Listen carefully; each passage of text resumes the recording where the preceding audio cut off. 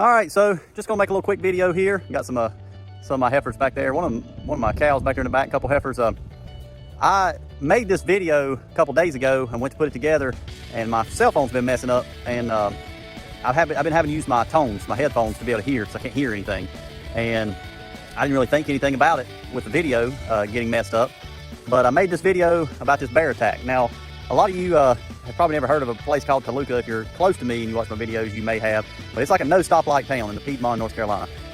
You would not think about bear attacks in this part of North Carolina. In the mountains, absolutely. I've had bees in the mountains though for years and put electric fence around it, but never would have imagined having a bear attack in this part of the state. Well, I had one. So took out one of my best hives, the hive that I used for my thumbnail on my checking hives in February video, busting at the seams.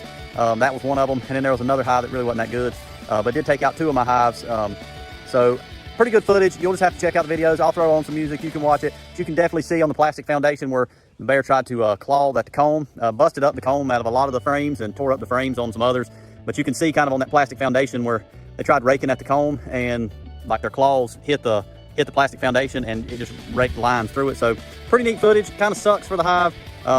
This has really been a bad honey flow, probably the worst spring honey flow I've ever had. So to lose one of my best hives during the same time period really kind of sucks, but hey, that's beekeeping, that's the way it is. So we're just gonna keep on trucking through the season and hope for a good sourwood honey flow. I'm gonna try to take some bees up in the mountains as well, and try to hit their spring honey flow up there. Probably take about half of my good hives to sourwood and half up to the mountains, and we'll see what we get, but enjoy the video.